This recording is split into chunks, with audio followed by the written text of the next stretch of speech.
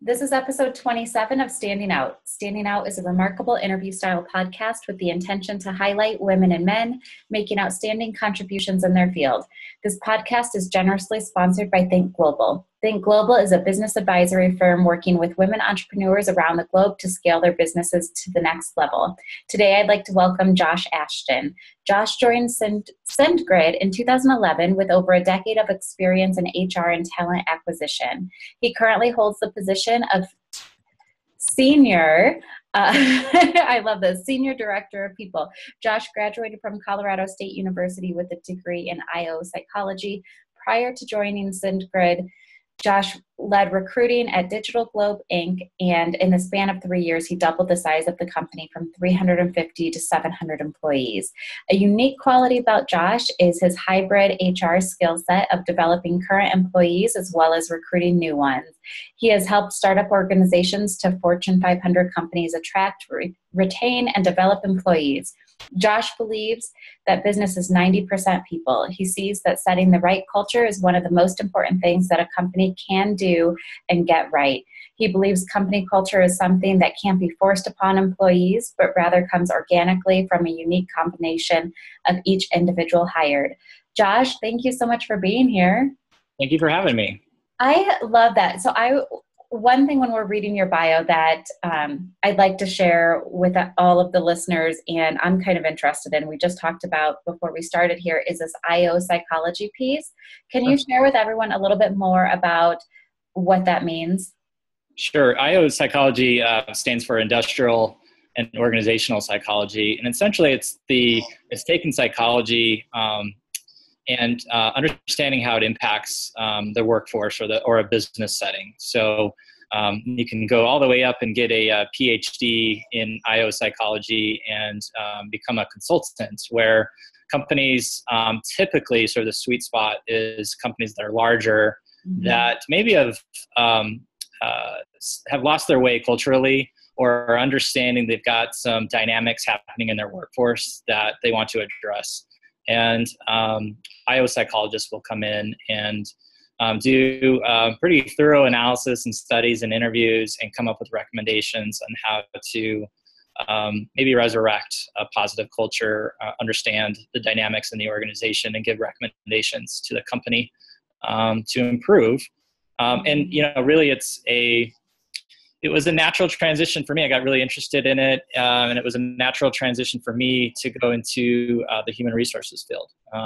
And fast forward 14, 15 years later, and I'm still enjoying it. So. Yeah, well, that's good. What was it that initially sparked your interest when you were in college? Like when you're choosing the classes and majors and things like that, what drew you to that field? Well, I've always been interested in human behavior, how the mind thinks and works, our sort of unconscious activity that happens in the mind as well, but not necessarily in theory. I mean, I definitely understood all of the theory, but I wanted to see how it was played out in practice, and sort of have a entrepreneurial DNA. So I wanted to see how it actually played out in business. And so, it was one of those things that just made sense to me, and was fortunate enough to get into the ground floor of IO Psych at Colorado State when they were just launching that program at a master's and PhD level. So. That's really cool. I kind of share a similar interest. So I have a master's degree in sociology, and I went into that field I was just interested, and kind of like you, it wasn't just the theory piece, but my transition into marketing is basically, okay, we're going to take this group behavior thought and put it into practice and see how through marketing we can change group behavior. So I totally get that. So this is interesting. Talk about that entrepreneurial piece. Prior to SendGrid, did you do consulting work, or what was that piece? Yeah. So my background has been, it sort of started. It's a hybrid skill set, really. So I've had experiences both in HR, sort of general type of roles, where you're a generalist, or You're helping out a smaller HR team in a variety of ways as a generalist. And then I also have had some really good training and worked for some really great companies, specifically in recruiting and talent acquisition. The two, I think, in HR have been historically bifurcated, and there's relationships there, but the sort of the less progressive HR departments have seen that as sort of two different functions, maybe within an organization or within an HR department. And I've been, fortunate again to been seeing both sides of the fence and ultimately finding ways to connect the two, because to me, the hardest thing and the most important thing that a company can do and get right is culture, as stated in the bio, but is specifically in hiring. Hiring is really hard, and keeping those people obviously is vitally important too. So they're just so integrated and intertwined, and that's I've seen both sides of the fence, and I think SendGrid has been the perfect vehicle or opportunity for me to be able to pull those things together and help a company grow. So let's talk about that. My favorite thing from your bio is that you're director of people. I think that's probably the best job title in the world. It sounds like a great place to be.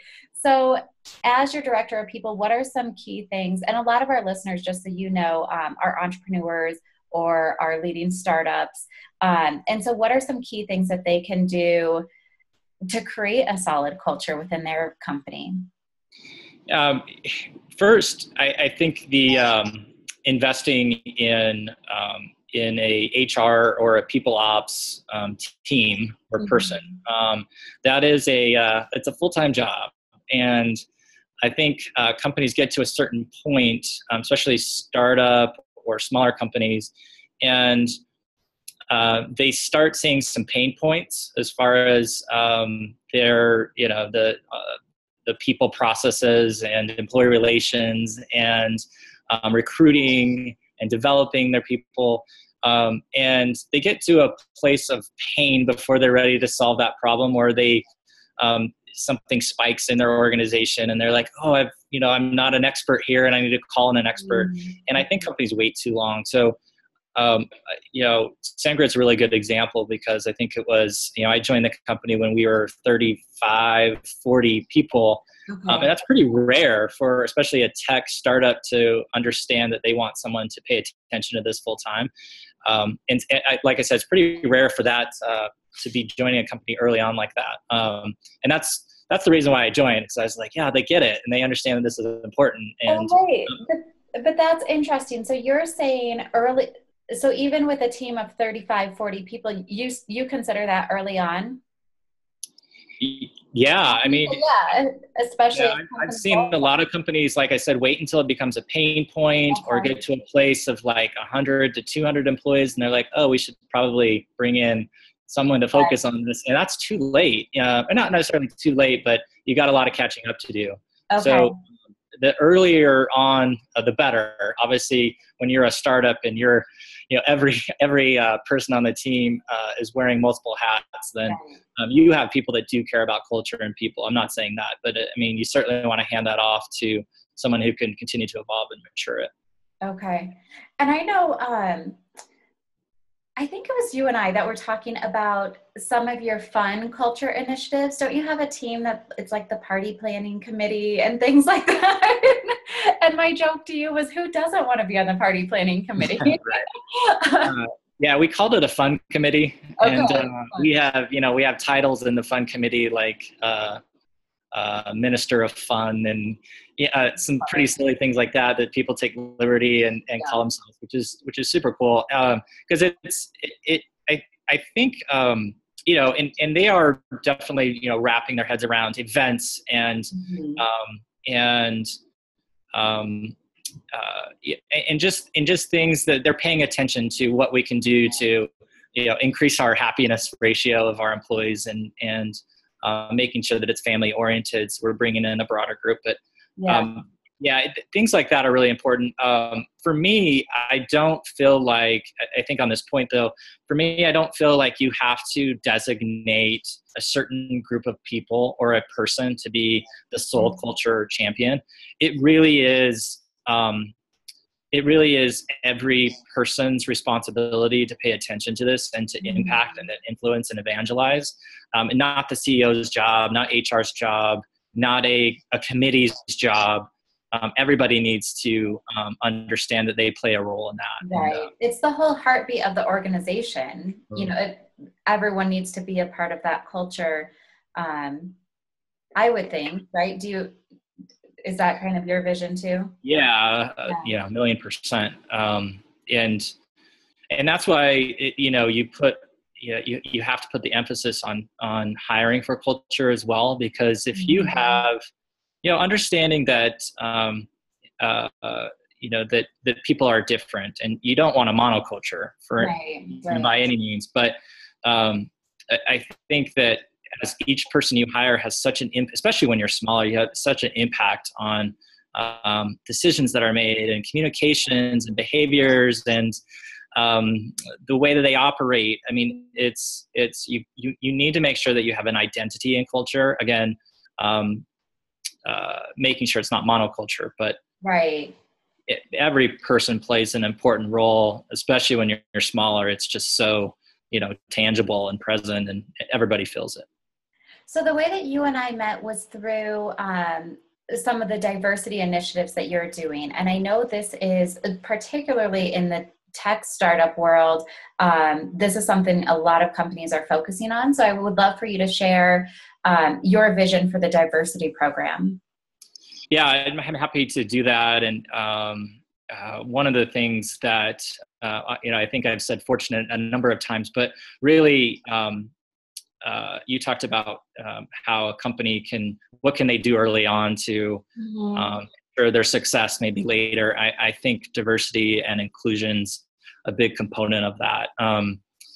SendGrid, via our relationship with the community, including Techstars, the Foundry Group, Brad Feld, folks like that, really introduced our founders and early employees and early executives on the importance of diversity in the workplace and building an inclusive culture.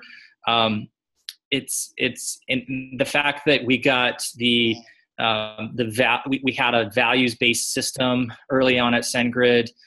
We wanted to invest in people operations and HR early on, and that we wanted to integrate and plant the seed really early on as a company on why diversity is important, why inclusion is important into our business plans. For me, those three factors have really set us up for success from a people standpoint. And for early stage companies that are desperate for a way to succeed and win and strategies on doing that, all you have to do is Google why diversity is good for business. And there's, countless studies. So it's just, to me, it makes perfect sense that someone would want to take advantage and use it as a business lever or, success lever to pull, especially as you're scaling up or starting up. But go ahead. I do love that. Of course, diversity and inclusion, it's just the right thing to do. But I do love that there's also all of this research and statistics now supporting that as well. I think it's just so very clear. So I'm glad you mentioned that. Yeah. So so the seed was planted early on at SendGrid, and I was happy to, be passed the torch when I joined.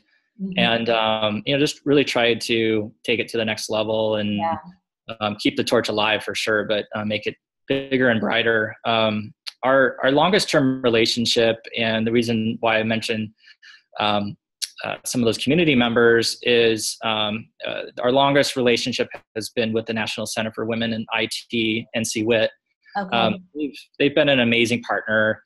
And partner in the true, in all sense of that definition, and allowed us to play a more meaningful role, not just champion from the sidelines, but be a part of this trying to solve the imbalance in technology, in the technology industry, the gender imbalance. So through, volunteer-based leadership within their organization. So we do owe a lot of our success and just thought leadership and all that to the resources and partnership that we've received from NCWIT.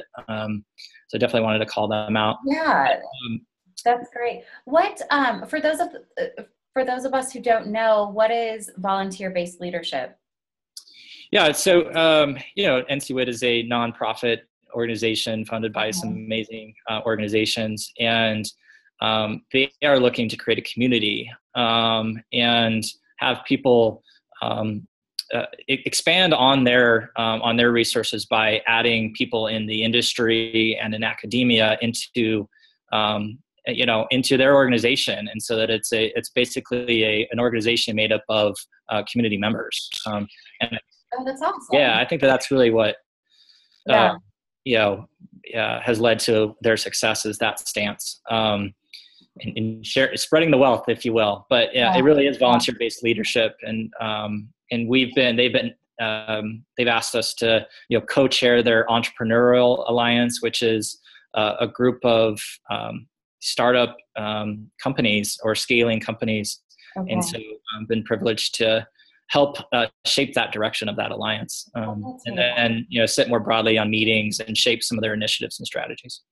That sounds like a really great group to be a part of. If you had a list of sort of best kept secrets, whether they're websites, books, TED Talks, things along that realm, what would you recommend and why? Well, if, specifically the sort of the gender imbalance across industries, but specifically in the tech industry, I would, sounds redundant, but I would point everybody to NCWIT's website. It's just that's not redundant. That just means everyone go there. Yeah, exactly. That just really makes the point, right? Go. Yeah.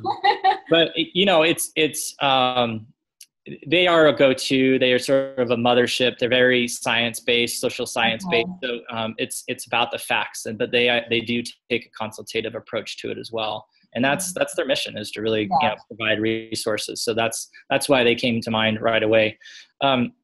There are, as far as other go-tos, there are countless. Which is great about this problem right now is that it's not just trending. This has been a problem that's been around for years, right? Decades.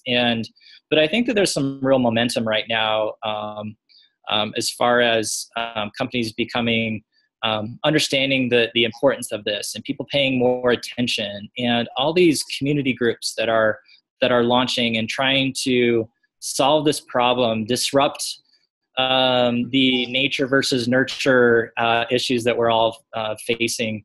Right. And so I can't say, oh, go here or go there. Here's my favorite. You just look online and you can find a lot of great resources. Right. So as we kind of come to a close, what is one hot topic or trend that's on your radar that you think we'll all be talking about a year from now? Good question. Like what do you have the insider knowledge on that maybe it hasn't hit mainstream just yet?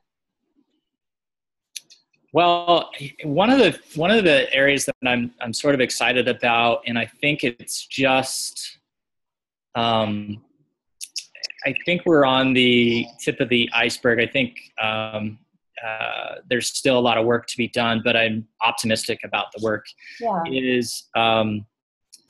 Is companies that are trying to solve maybe the diversity and inclusion problem through technology, tools, automation, and big data.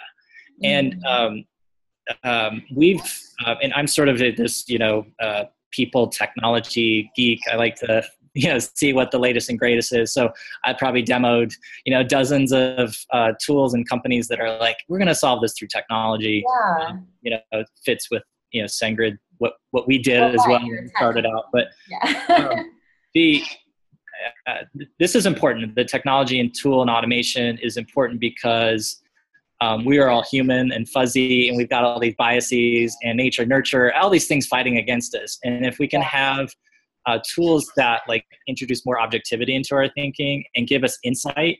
Like that's key. And I think that there's a lot of companies that are trying to solve this right now. Right. Companies like Textio jump out to me, or Gap Jumpers, people that are doing unconscious bias automation through recruiting and giving you tools and looking at your language analysis, semantic analysis, and performance reviews, and making sure you really write really good job descriptions, and there's data and technology that's wrapped around that. We're all human, so we're going to make lots of mistakes, and there's things fighting against this, and I think these companies are trying to solve that problem for us. That is such an interesting piece, that even we as humans, when we're trying to do this and have more diverse teams and be more inclusive, it sounds like there are still things that we just mess up along the way and we don't even mean to do. Yeah, absolutely.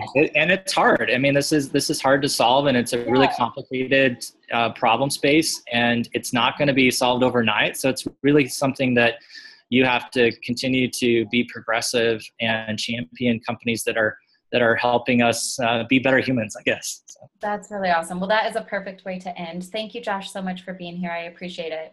Absolutely. My pleasure. Thank you.